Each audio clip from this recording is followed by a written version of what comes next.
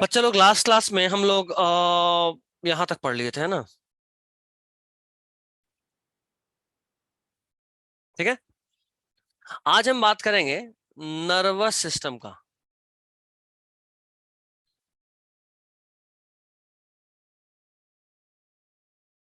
Nervous system.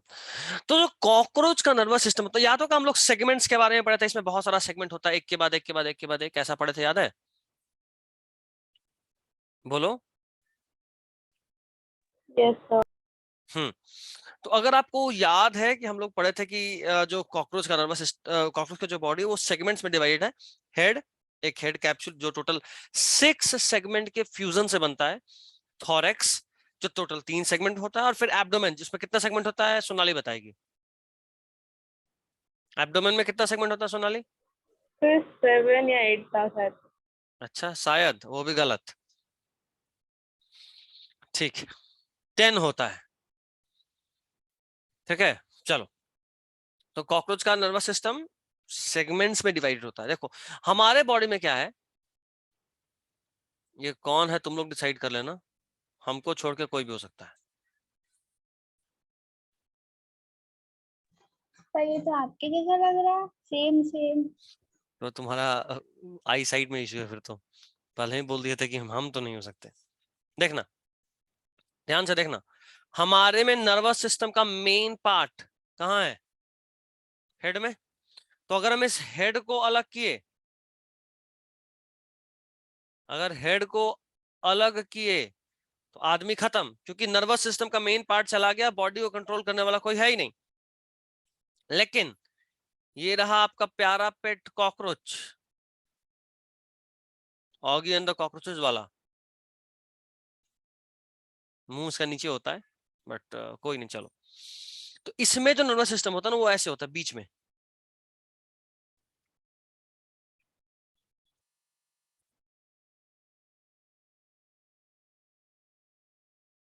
याद होगा हम लोग बोले थे कि इसमें गैंग्लिया होता है, ब्रेन नहीं होता। इसमें क्या होता है? गैंग्लिया। ब्रेन नहीं, यहां होता है गैंग्लिया। और गैंग्लिया क्या होता है ये अगर आपको समझना हो तो आप सिंपल सा एक पॉइंट समझना।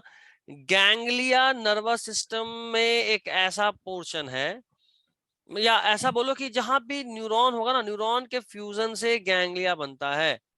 न्यूरॉन के फ्यूजन से गैंग्लिया बनता है। न्यूरॉन के फ्यूजन से गैंग्लिया बनता है। जैसे हम एक डायग्राम आपको और दिखाना पसंद करेंगे, आप देखिएगा जरा।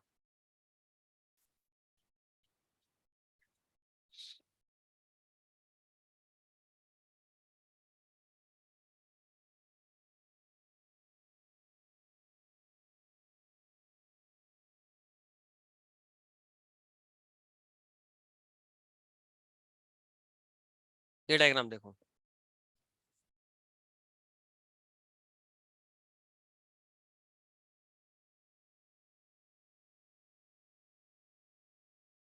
आई गेस ये डायग्राम सबको दिख रहा है। इसमें देखो, ये जो बीच बीच में मोटा मोटा दिख रहा है ये गैंग्लिया है। गैंग्लिया यानी न्यूरॉन के फ्यूजन से बनने वाला स्ट्रक्चर। गैंग्लिया यानी न्यूरॉन के फ्यूजन से बनने वाला स्ट्रक्चर। इसमें क्या होता है कि जो इनका न्यूरॉन होता है ना वो जगह जगह पे फ्यूज हो जाता है। जैसे हमारा जो मोस्टली न्यूरॉन्स है वो सब ब्रेन में फ्यूज होकर ब्रेन बना दिया, स्पाइनल कॉर्ड बना दिया ब्रेन के पास। यहाँ पे वो चीज पूरे बॉडी में बिखरा पड़ा होता है। यहाँ पे भी है, इधर भी है, इधर भी है, इधर भी और इधर भी है। यानी जो हेड होता है कॉकरोच का, ये उसके नर्वस सिस्टम का कुछ पार्ट को कवर कर रहा होता है सर। बाकी सब तो मोस्टली तो बॉडी में है। इसलिए अगर आप कॉकरोच का हेड काट भी दो तो भी वो मरेगा नहीं, क्योंकि उसका नर्वस सिस्टम का कुछ पार्ट खत्म हुआ, मैक्सिमम पार्ट तो बॉडी में ही है। समझ रहे हो बात को? देखना ध्यान से फिर से। लाइन पहले पढ़ रहे हैं। The nervous system of cockroach, the nervous system of cockroach consists of a series of fused segmentally arranged ganglia. Fused segmentally arranged ganglia by paired longitudinal connective on ventral side. इसका क्या मतलब? इसका मतलब ये होता है कि कॉकरोच का nervous system fused segmentally arranged ganglia से बना होता है। जैसे ये है, ये देख रहे हो गैंग्लिया। फ्यूज करके बना हुआ है। अभी बताए थे ganglia is formed by fusion of neuron, ganglia is formed by fusion of neuron, तो ये न्यूरॉन के फ्यूजन से बना हुआ स्ट्रक्चर है। इसमें बीच बीच में गैंग्लिया बना है, और ये सारा गैंग्लिया देखो यहाँ दो लाइन देख रहे हो, ये गैंग्लिया दो लाइन से जुड़ा है, ये गैंग्लिया दो लाइन से जुड़ा है, ये गैंग्लिया दो मेन लाइन से जुड़ा है, इधर भी देखो सब जगह दो लाइन से जुड़ा हुआ, देख पा रहे हो? बताओ, इज इट विजिबल? आपको दिख रहा है? अरे बोलो, सबका सब चुप हो गए। यस सर, दिख रहा है। ठीक, तो यहाँ पे सेगमेंटली अरेंज्ड गैंग्लिया, यानी हर सेगमेंट में अरेंज होता है गैंग्लिया, गैंग्लिया यानी फ्यूजन ऑफ न्यूरॉन, हम लिख देते हैं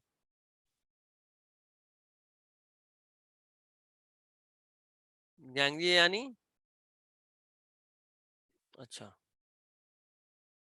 ए स्ट्रक्चर, इसको लिख नोट कर लोगे, formed by fusion of neuron, structure formed by fusion of neuron. Ganglia is a structure which is formed by fusions of neuron. ठीक है, और ये जो न्यूरॉन्स होते हैं, ये यहाँ पे दो कनेक्टिव से जुड़े होते हैं, एक लाइन दिख रहा है और इन दोनों के बीच में एक और लाइन होगा, दो कनेक्टिव, यहाँ भी दो कनेक्टिव, यहाँ भी दो कनेक्टिव, तो ये they are joined by paired longitudinal connective on the ventral side, dorsal side, ये सब आपको हम बता चुके हैं, तो हम दोबारा तो नहीं बताने वाले, लास्ट क्लास में भी और पहले क्लास में भी दो बार बताए थे। खैर, इन गैंग्लियों में जो भी जितने भी गैंग्लिया बन रहे हैं, इनमें से आपको यहां से जो शुरू करना, हर लाइन लिखना है, जो लाइन नहीं लिखना होगा वो हम बता देंगे।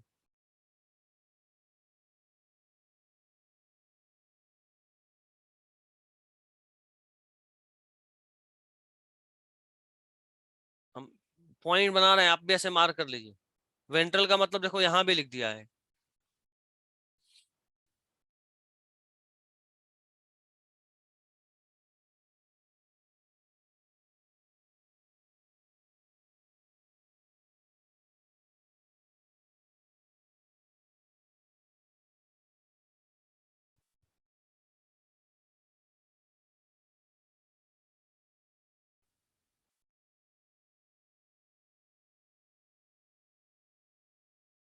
आई गेस हम आई पढ़ाए हैं कि नहीं पढ़ाए? चलो, हम आई पढ़ाए हैं कॉकरोच का।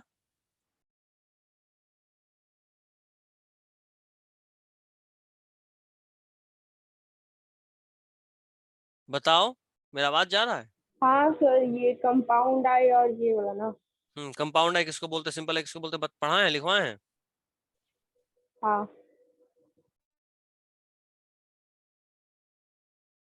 ठीक है, तो आप आई वाला पार्ट चाहो तो छोड़ सकते हो। चलो, इसमें कितना पॉइंट हो गया? 1 2 3, यहाँ पे 4, फिर इधर 5, फिर यहाँ पे 6, फिर यहाँ पे 7, इधर हो गया 8, फिर यहाँ 9, फिर ये जो अंडरलाइन है 10, और ये यहाँ 11, पूरा ये वाला पॉइंट यहाँ से लेके यहाँ तक। इसमें नर्वस सिस्टम ऑफ कॉकरोच भी आ गया और सेंस ऑर्गन ऑफ कॉकरोच भी आ गया। चलो अब सुनना, ये मार्क कर ले सब लोग? एक मिनट सर। हाँ, ये मार्क पहले तो कर लो, वो ज्यादा जरूरी है।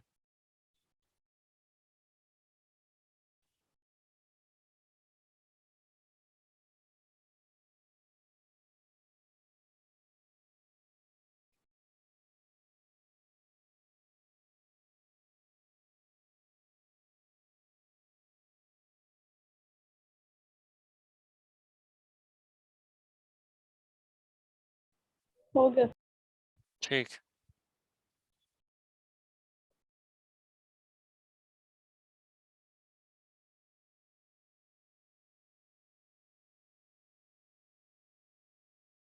अब हम सारे पॉइंट को समझा रहे हैं, देखिएगा।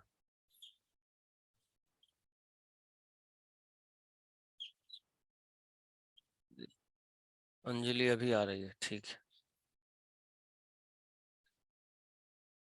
इससे तो कुछ लिखे ही नहीं है, क्या ही रहेगा। अंजलि,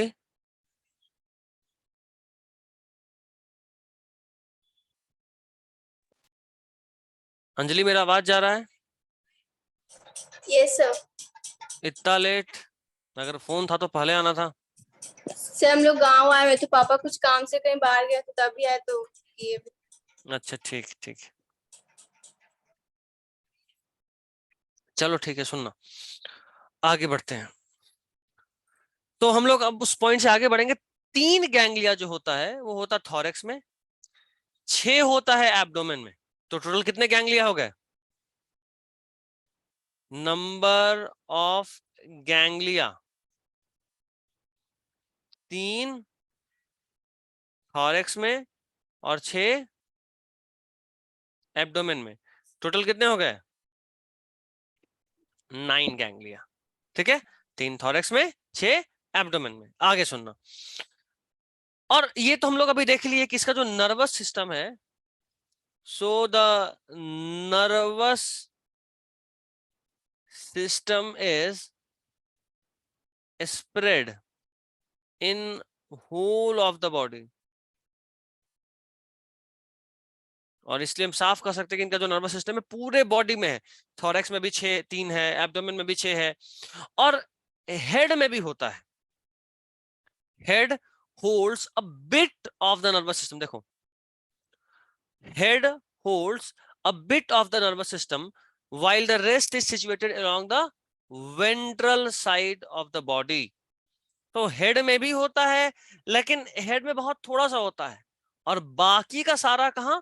तो उसके बॉडी के वेंट्रल साइड में, यानी उसके पेट की तरफ होता है, पंख की तरफ नहीं, पेट की तरफ।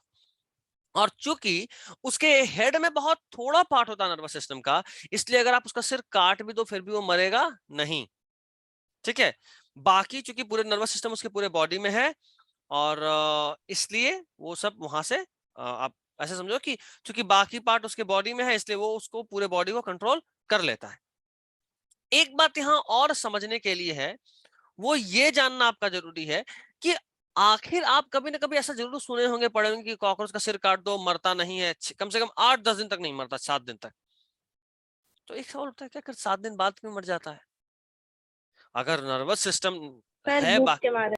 बिल्कुल, अगर आप हेड कट करते हो तो कम से कम 1 सप्ताह तक जिंदा रहेगा, लेकिन हेड काटे तो आप बोल रहे हो कि सर नर्वस सिस्टम बाकी पूरे बॉडी में है इसलिए वो जिंदा तो रह लिया, ठीक है सही बात है, इसलिए 7 दिन जिंदा रहा। लेकिन 7 दिन के बाद भी इसलिए मरा क्योंकि अगर गर्दन खत्म तो अब खाएगा कैसे? तो भूखे मर जाएगा। समझ रहे बात? सो विदाउट हेड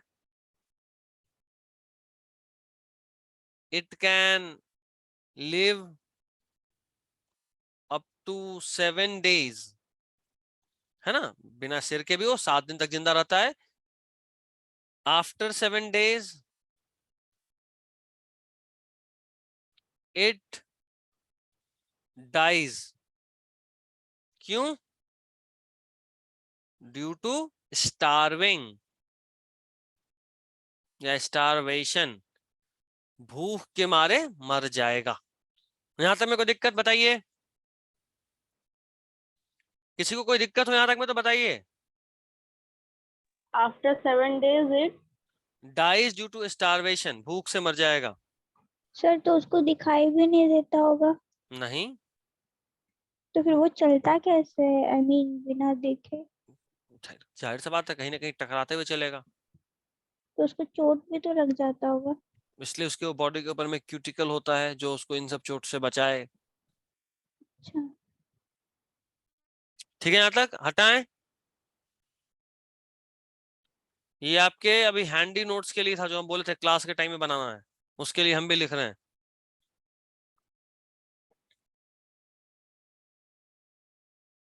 नेक्स्ट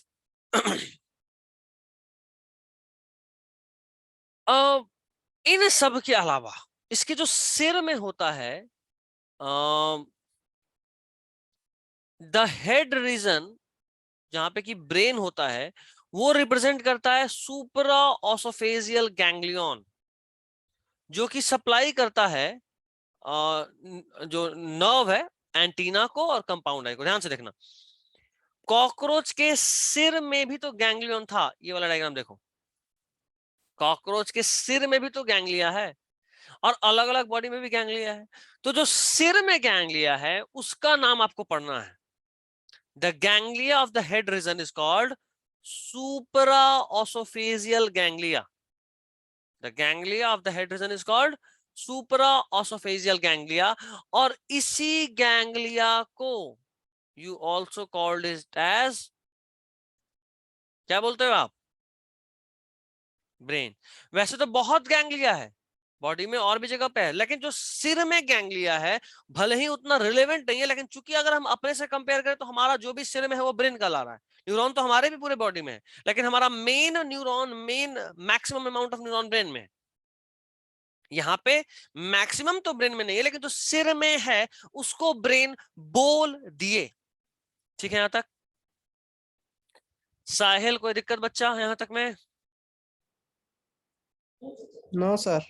ठीक है। अब जो ब्रेन है, यहां से जो न्यूरॉन निकलेगा ये दो जगह पे जाएगा, पहला एंटीना और दूसरा कंपाउंड आई। जो न्यूरॉन ब्रेन से निकल रहा होता है वो दो जगह पे जा रहा होता है, एक जा रहा होता है एंटीना पे, एक जा रहा होता है कंपाउंड आई में। ठीक है। उसके अलावा कॉर्टेक्स में बहुत सारे सेंस ऑर्गन थे जिसके बारे में बहुत पहले बात कर चुके हैं। उन सेंस ऑर्गन का नाम बस हाईलाइट कर देना, एक नजर देख लीजिए। एंटीना क्या करता है आपको पता है, आई क्या करता है आपको पता है, मैक्सिलरी पाल्प क्या कर रहा होता है पता है, लेबियल पाल्प आपको पता है, एनल सर्की ये भी पता है, और उसके अलावा कंपाउंड आई जो कि बॉडी के डॉर्सल सरफेस पे होता है, और डॉर्सल सरफेस यानी हेड। ठीक है। एक बात समझते हैं, दो तरह का आई था, वापस एक बार बता दे रहा हूं। आई दो तरह का होता है जो हम लोग पढ़ते हैं, एक को बोलते हैं सिंपल आई और एक को बोलते हैं कंपाउंड आई।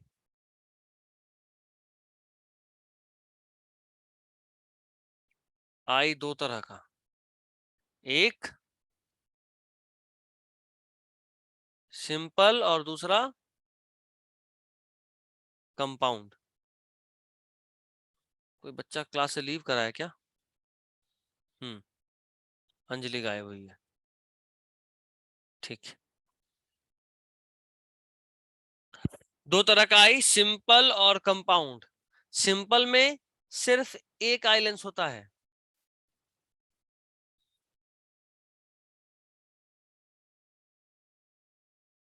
जबकि कंपाउंड में मोर देन वन लेंस होता है।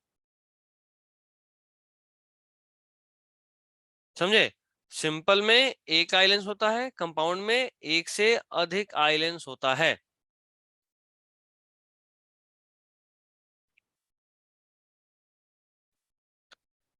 एक से अधिक आई लेंस का यहाँ पे लॉजिक क्या है कि किसी भी स्ट्रक्चर में, चाहे हमारा आई हो या किसी का आई हो, ये जितना ज्यादा नंबर ऑफ लेंस होगा उतना ज्यादा इमेज बनता है।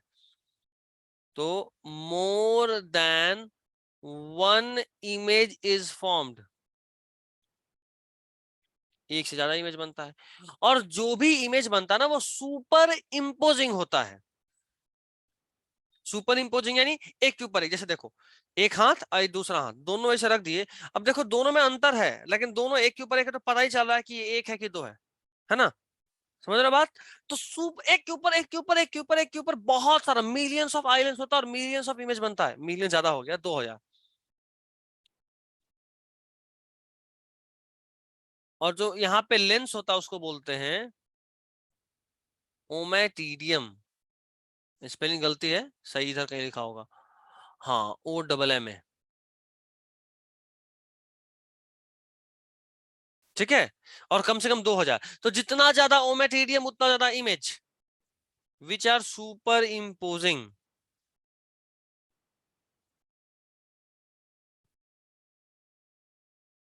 एक के ऊपर एक के ऊपर एक बनता है। तो अगर एक के ऊपर एक के ऊपर एक इमेज बन रहा है तो तुमको क्या लगता है, कॉकरोच कुछ समझ पाता होगा, उसको क्लियर दिखता होगा? जाहिर सी बात है नहीं। नहीं। तो इस तरह का जो विजन होता है जहां पे एक से अधिक इमेज बन रहा होता है उसको आप लोग बोलते हो मोजाइक विजन। ठीक है, इस मोजाइक विजन में खास बात यह है कि सेंसिटिव ज्यादा हो चुकी, बहुत ज्यादा लेंस है। सर हाँ बोलो। एक बार फिर से बोलिए तो, क्या बोले थे, किसको कहते हैं मोजाइक विजन? अगर किसी ऑब्जेक्ट का ऐसा इमेज बन रहा हो किसी ऑर्गेनिज्म में जहां एक से अधिक इमेज एक साथ एक के ऊपर एक बन रहा हो, तो उस तरह के विजन को बोलते हैं मोजाइक विजन। और ये चूंकि इसमें बहुत ज्यादा लेंस होता है तो थोड़ा भी लाइट होगा तो इमेज बन जाएगा, इत्तू सा भी लाइट, इत्तू सा भी लाइट होगा तो इमेज बन जाएगा। इसलिए इसको बोलते हैं कि इसका सेंसिटिविटी हाई होता है। सेंसिटिविटी यानी जरा सा भी कुछ हुआ तो यहां इमेज बन जाएगा, तो सेंसिटिविटी हाई होता है। लेकिन रिजोल्यूशन कम होता है। रिजोल्यूशन कम होता है यानी कि वो क्लियरली नहीं देख पाता। रिजोल्व करना मतलब आप किसी चीज को बहुत अलग अलग देख पा रहे हो, सेपरेट इमेज अगर बने आप देख पा रहे हो तो उसको आप बोलते हो रिजोल्यूशन अच्छा है। जैसे तुम किसी इमेज को जूम करो जूम करो जूम करो, जूम होते जाने के बावजूद वो एकदम साफ साफ दिख रहा है तो आप बोलोगे हाई रिजोल्यूशन का इमेज है। अगर थोड़ा जूम किया और फटने लगा तो बोलते हो लो रिजोल्यूशन का इमेज है। वही बात है, यहाँ फटने पे इमेज क्लियर नहीं दिखता है ना। तो यहाँ पे सेंसिटिविटी तो अधिक होता है लेकिन रिजोल्यूशन कम होता है।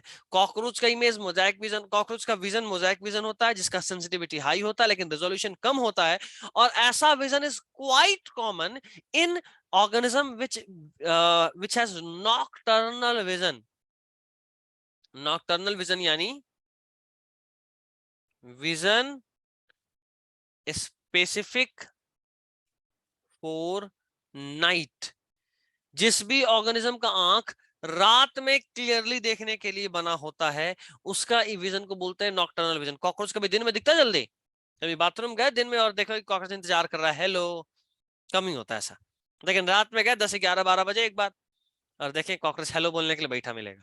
क्यों? क्योंकि वो नॉकटर्नल ऑर्गेनिज्म है, एक ऐसा ऑर्गेनिज्म जो रात के समय ज्यादा एक्टिव होता है, जिसका विजन रात के समय के लिए डेवलप्ड है। यहां तक में किसी को कोई कष्ट परेशानी तो बताया? आफिया, सोनाली, साहिल, श्रेया, कोई कष्ट परेशानी? तो यानी उसको दिन में मतलब बहुत सारी इमेज दिखते होंगे, रात में नहीं दिखता है? रात में भी दिखता है दिन में भी दिखता है, दोनों वक्त दिखता है।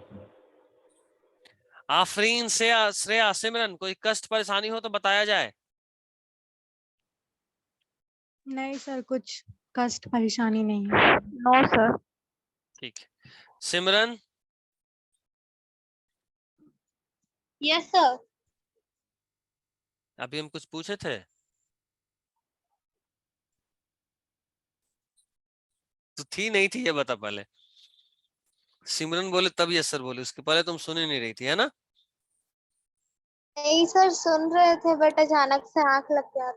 हाँ तो ये बात है, अचानक से आंख लग गया था। ठीक है, तो अब वीडियो ऑन करेगी, वीडियो ऑन कर लो।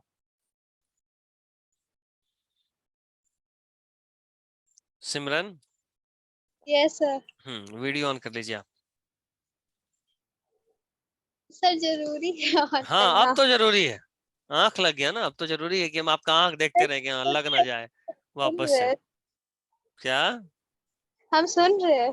हाँ सुन रही हो, ठीक है, तुम्हारा माइक हमेशा अनम्यूट रहेगा। सर आफिया को भी नींद आ रहा था, एक बार चेक कर लीजिए, आफिया सो गई या जागी है? आफिया, आफिया हो क्लास में? इसको उठा, फोन करके उठा और इसको भी बोल कैमरा ऑन करने। ठीक है सर, उठाते हैं, सो गई वो। किसी को सोने नहीं देना है ना एकदम। माई mission, nobody can sleep in the class. चलिए बात को आगे बढ़ाते हैं।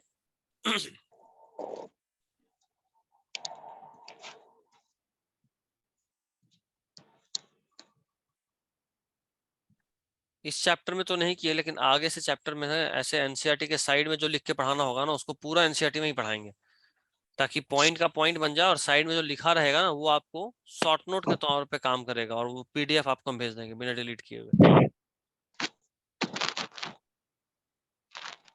चलिए अब हम लोग बात करेंगे कॉकरोच के रिप्रोडक्टिव सिस्टम का। Male reproductive system. अच्छा, अगर आप चाहें तो यहाँ पे हम आपको 5-7 मिनट 10 मिनट का ब्रेक दे सकते हैं, उसके बाद 15-20 मिनट और ले लेंगे क्लास, या आधा घंटा। बोलो, ब्रेक चाहिए 10 मिनट का? सब लोग एक बार बोलो, अगर नींद आ रहा है तो एक बार थोड़ा टहल लो, नींद टूट जाएगा। 10 मिनट का ब्रेक चाहिए? सोनाली, श्रेया, साहिल, सर सब सो गए। सब सो गए? नहीं सबका? सर। हाँ, नो सर, ब्रेक नहीं नियम चाहिए? टूट गया है। ब्रेक नहीं सर चाहिए या फिर वो नहीं चाहिए, क्या बोलते हैं, नींद नहीं आ रहा है, क्या नहीं बोल रही है? नींद खुल गया सर अब। आफिया, ये अभी तक नहीं उठी? आफरीन? यस सर, इसको उठा दी अभी, कॉल करके आ रही है।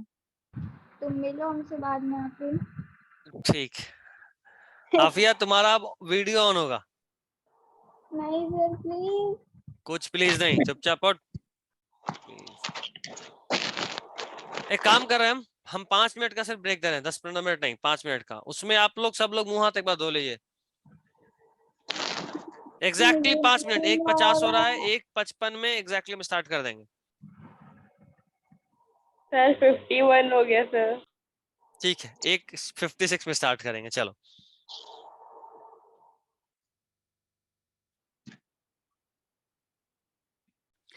देखो, मेल रिप्रोडक्टिव सिस्टम का हम लोग बात कर रहे थे, तो कॉकरोच एक डायोइशियस ऑर्गेनिज्म है। कैसा? नर्वस खत्म हो गया। हाँ, कॉकरोच एक डायोइशियस ऑर्गेनिज्म है। अरे यार,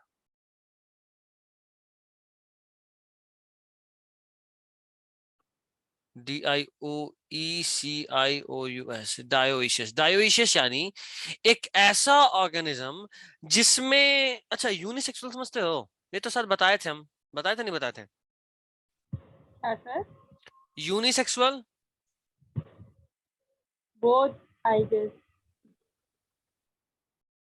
हम लोग क्या हैं, यूनिसेक्सुअल हैं या बाइसेक्सुअल हैं?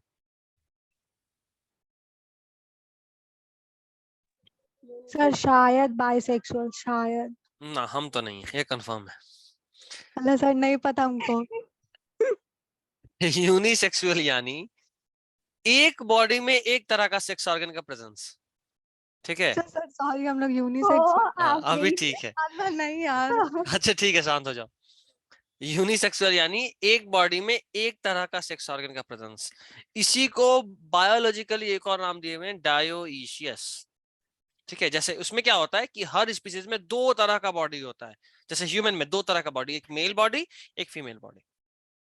ये नॉर्मल है, अब नॉर्मली तो कुछ भी हो सकता है भाई।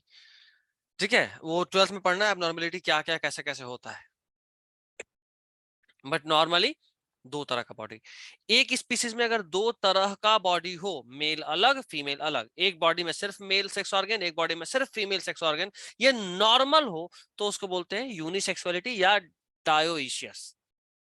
इसका ठीक उल्टा होता है मोनोइशियस। मोनोइशियस यानी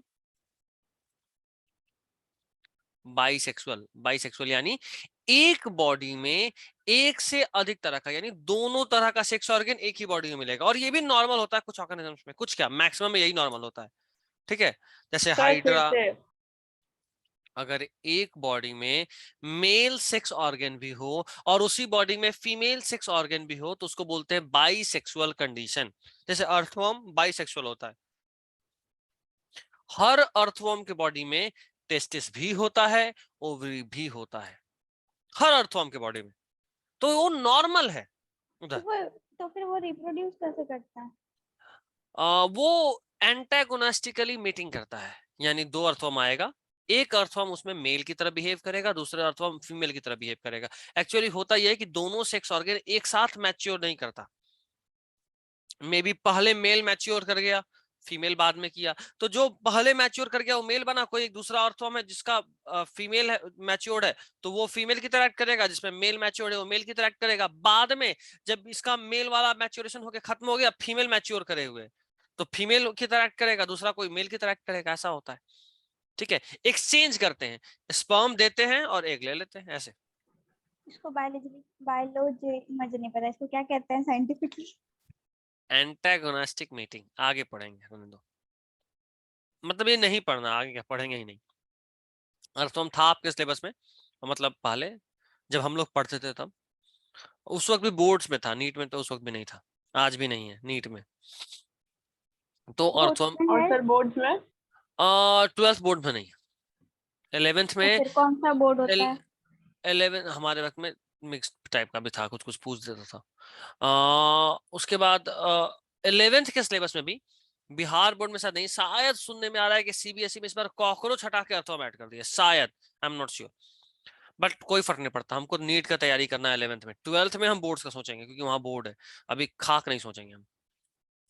अभी हमारा प्राइम मोटो नीट के लिए तैयारी करना, 12th में हमारा मोटो रहेगा बोर्ड्स में भी नंबर लाना, और हो सके तो नीट भी फर्स्ट अटेम्प्ट में निकाल लेना, नहीं तो फिर रिपीट करेंगे, एक बैच हो टारगेट का चलेगा। सके तो नहीं तो बोला तो नहीं हो पाया तो एक बैच टारगेट का चलेगा, जहां हर चीज हम रिवीजन कराएंगे। जब टारगेट बैच में आओगे तो बायो का बायो, फिजिक्स भी पढ़ाएंगे, मतलब ये नहीं नॉर्मल क्लासेस की तरह नहीं, क्लास में फिजिक्स पूछेंगे, क्लास में केमिस्ट्री पूछेंगे, ऐसा करते हैं। खैर, तो कॉकरोच जो है वो डायोइशियस है, हमारी तरह है, और इसको याद करने का एक ट्रिक रखना, दिल्ली यूनिवर्सिटी का नाम सुने हो? हाँ सर सुने हैं। दिल्ली यूनिवर्सिटी को शॉर्ट में डीयू बोलते हैं। तुम कहाँ से सुन DU, लिया फिर? ठीक है, पर्सनल डी, में बता देंगे। सुनो, डीयू बोलते हैं, D for dioecious, U for unisexual. कई बार एग्जाम में पूछता है कॉकरोचेस डायोइशियस या मोनोइशियस, तो हमको यूनी और बाई तो याद रहता है कि हम यूनिसेक्सुअल हैं और कॉकरोच भी हमारी तरह ही होता है, बट डायोइशियस है कि मोनोइशियस है ये भूल जाते हैं। अक्सर हम भी क्लास में पूछते हैं हम लोग क्या हैं, तो बच्चा बोलता है सर मोनोइशियस, तो हमको फिर यही बोलना होता है हम तो नहीं है, तुम अपना देख ले भाई। तो इसलिए अब भी सही ध्यान रखिएगा, डायोइशियस यानी यूनिसेक्सुअल, मोनोइशियस यानी बाइसेक्सुअल। हम लोग डायोइशियस हैं यानी यूनिसेक्सुअल हैं, ठीक है। अब सुनना, यहां तक का बात खत्म करते हैं और बात को आगे बढ़ाते हैं।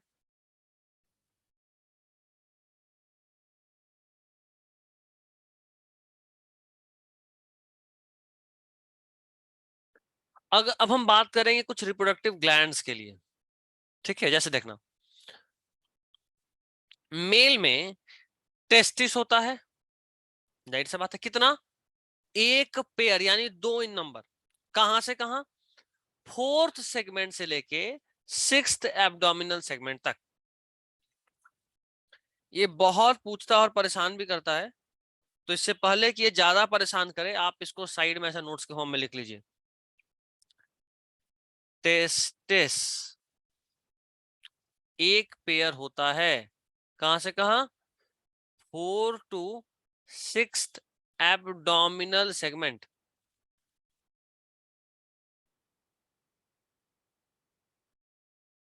मेल का बात कर रहे हैं हम लोग, ठीक है।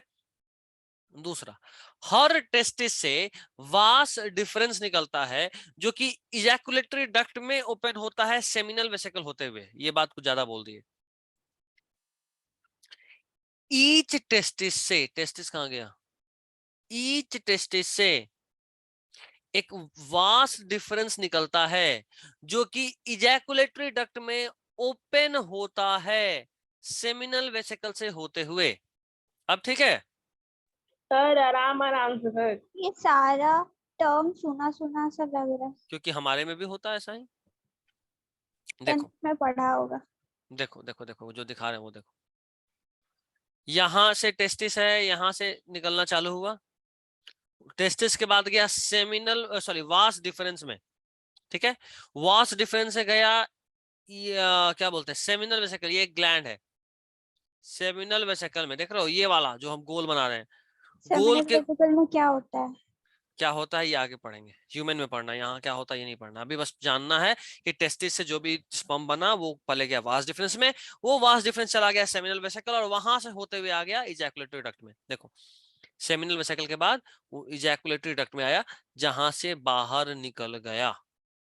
तो स्पर्म कैसे बाहर निकल रहा है देख लिए, टेस्टिस, टेस्टिस से कहा वास डिफरेंस, वास डिफरेंस से कहा गया सबसे पहले टेस्टिस, फिर गया वास डिफरेंस, फिर गया सेमिनल वेसिकल और फिर फाइनली चला गया इजैकुलेटरी डक्ट और फिर फाइनली बाहर। अब समझ में आ रहा है पाथवे ऑफ स्पर्म? बोलो। और जो यहां हुआ वही और यहां। बता। टेस्टिस, टेस्टिस से गया वास डिफरेंस, वास डिफरेंस से चला गया सेमिनल वेसिकल, सेमिनल वेसिकल्स में घूम के कहा निकल गया इजैकुलेटरी डक्ट और वहां से बाहर। अभी ठीक है? बोलो बोलो बोलो। ठीक है, चलो आगे बढ़ते हैं।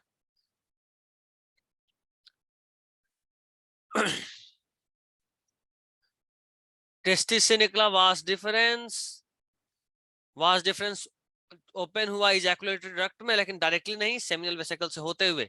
ऐसे लिख देता हूं, टेस्टिस, टेस्टिस से गया वास डिफरेंस, वास डिफरेंस जो कि एक थिन ट्यूब है,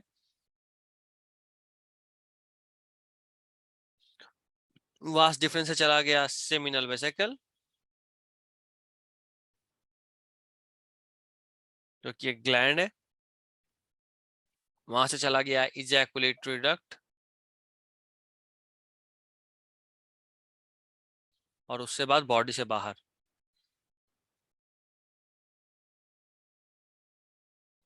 ये स्पर्म मूवमेंट का पाथवे है मेल कॉकरोच में। ठीक है, ठीक है, इसको लिखना कैसे है? जैसे हम लिख दिए एग्जैक्टली वैसे ही। और वो ठीक? ये हाईलाइट वाला जो है? उसको छोड़ दो, ये हाईलाइट, ये वाला, ये इसका हाँ, बात कर रही है, वो यहाँ लिख दिए हैं। ये देखो, नहीं दिख रहा। दिखा? आप दिखा? हाँ, हाँ, ये वाला पार्ट, ये वाला, इसको भी लिख लो। मैं स्क्रीनशॉट लूंगी 1 मिनट। अभी लिख लो, स्क्रीनशॉट नहीं ले, लिख लो, रफ वाला जो नोट्स बनाने बोले उसमें लिख लो।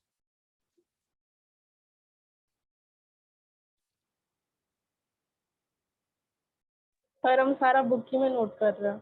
चलेगा, शुरू से कियो बुक में, यस सर। मतलब फोटो शुरू, भेज देना सोनाली। शुरू से यानी हम आज का बात नहीं कर रहे हैं, पहला क्लास है जब से कॉकरोच पढ़ा रहे हैं तब से बुक में ही की हो। नहीं बस आज का। नहीं तो सोनाली तब उसको भी कॉपी में करना। ऐसे क्या होगा ना कि तुम लास्ट टाइम पे कॉपी बुक दोनों साथ में नहीं पढ़ पाओगे, कुछ छूट जाता है। हाँ मतलब सर जो आप शॉर्ट नोट्स बनाने के लिए बोले वो कॉपी में ना लिख, मतलब वो बुक ही में मतलब पूरा लिख। ठीक है, चलेगा, बट एक जगह होना जरूरी, चाहे कॉपी में हो या बुक कैसा में। Short notes? जब हम जो नहीं बोलते हैं क्लास जब पढ़ाते हैं तब तक साथ में जो लिखना होता है वो। ओ थोड़ा थोड़ा वो वाला हम्म। खिचड़ी जैसा। चलो ठीक है यहाँ तक। अब सुनो, इन सब के अलावा इसमें एक मशरूम ग्लैंड होता है, जो इस बार भी नीट में पूछा था कि mushroom shaped gland is found in male cockroach या फीमेल कॉकरोच। तो ये याद रखना है, मशरूम? मशरूम शेप्ड ग्लैंड है, उसको मशरूम ग्लैंड भी बोलते हैं। ये सिर्फ और सिर्फ मेल कॉकरोच में मिलता है और 6th और 7th एब्डोमिनल सेगमेंट में मिलता है। ठीक है, देखो ये जो बीच वाला है दिख रहा है, कहाँ सर गया? इरेज कर देना, बहुत हौच पौच हो रहा है। कौन से कलर से?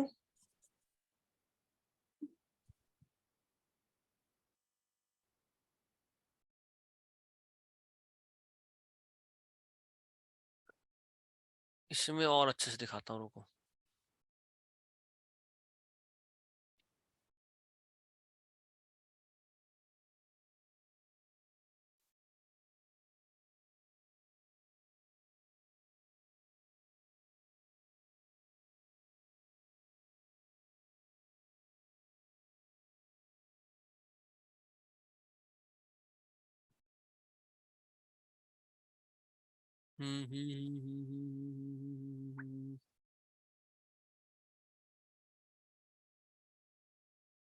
देख पा रहे हो ये डायग्राम?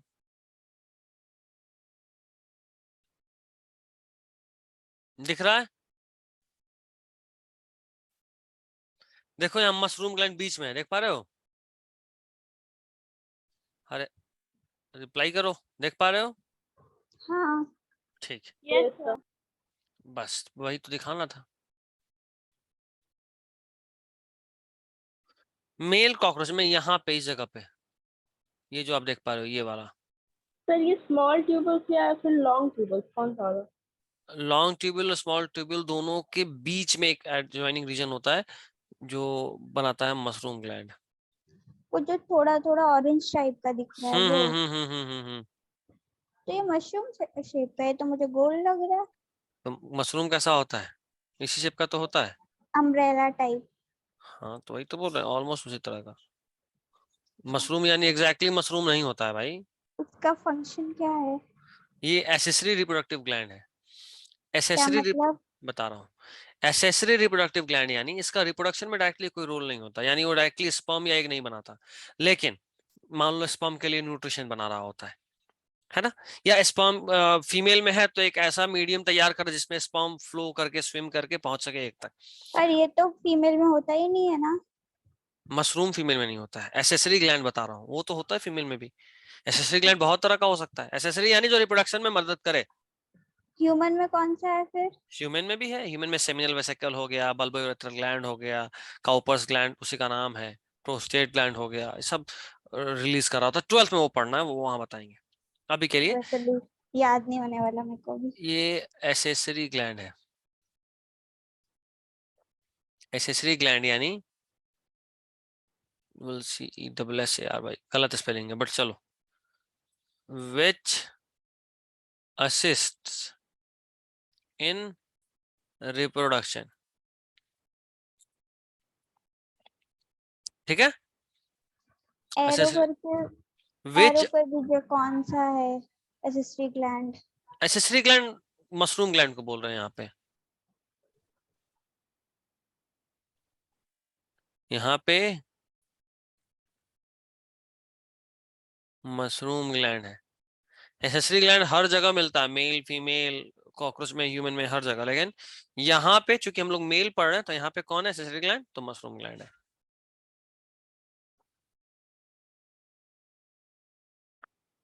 तो ये जो मशरूम ग्लैंड है ये कहाँ होता है, तो उसके लिए फिर से पॉइंट बनाइए। मशरूम ग्लैंड ये एक होता है, वन सही, इन ग्रीन नंबर। ग्रीन नहीं दिख रहा है। अच्छा अभी तक दिख रहा है, mushroom gland one in number, हाँ अभी दिख रहा है। 6th एंड 7th सेगमेंट में होता है। बाकी अब हम कलर चेंज कर देते हैं। मशरूम ग्लैंड क्लियर नहीं है। Mushroom gland one in number 6th and 7th segment में होता है। कौन सा वाला? एब्डोमिनल। ठीक है यहाँ तक? अब ठीक है। ठीक है। अब सुनो, अब तो बात हो गया उसके बॉडी में क्या है। एक्सटर्नल जेनाइटिलिया यानी बाहर से कैसा दिखता है उसका सेक्स ऑर्गन, पेनिस होता है या और भी क्या क्या स्ट्रक्चर होता है कॉकरोच के केस में, जिसको बोलते हैं एक्सटर्नल जेनाइटिलिया। बाहर से सेक्स ऑर्गन कैसा दिख रहा होता है।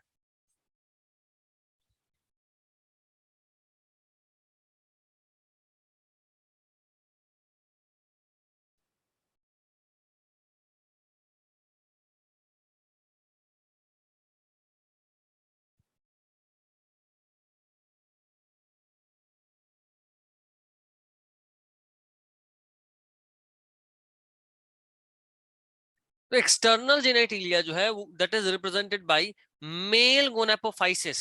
ध्यान रखना, मेल गोनेपोफाइसिस, या इसी का एक और नाम है फैलोमियर। देखना ध्यान से, डायग्राम दिखा रहा हूं, देख रहे हो? फैलोमियर देखा? लाल कर रहा हूं उस स्ट्रक्चर को, इधर भी है। ये क्या है? मेल गोनेपोफाइसिस या फैलोमियर, ये पेनिस की तरह का स्ट्रक्चर है। लिख मत लेना ये पेनिस, यहाँ पे लाइक पेनिस कर सकते हो, पेनिस की तरह का स्ट्रक्चर है जिसका लिखना काम है। नहीं है। नहीं, मेल स्ट्रक्चर होता है वो यहाँ लिखा हुआ है। हम external genitalia represented by male gonapophysis, chitinous asymmetrical structure surrounding male gonopore. Male gonopore वो छेद है जहां से स्पर्म निकलेगा, उसके चारों तरफ होता है मेल गोनेपोफाइसिस। स्पर्म जो होता है यहाँ पे स्टोर करा जाता है सेमिनल वेसिकल में, ये यहीं लिख देते हैं ना, sperms are stored in seminal vesicle, जो कि आपस में ग्लू करा जाता है, ठीक है। Sperms stored in seminal vesicle which are glued together, glued यानी आपस में चिपकाया जाता है, which are glued together to कौन form फ्लू क्या करता है फिर? कि जो हम क्या बोला, एसेसरी ग्लैंड से बहुत सारा ऐसा सेक्रीशन आ रहा होता है जो आपस जो हेल्प कर रहा होता है, तो उन्हीं में से एक सेक्रीशन आता है जो उसको चिपकाता है, आपस में चिपका के बंडल बना देता है, to form bundles called spermatophores.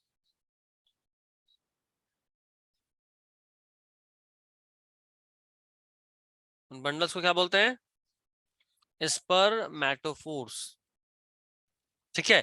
और कॉपुलेशन के वक्त स्पर्म नहीं, स्पर्म का बंडल रिलीज करा जाता है, ठीक है। यहां तक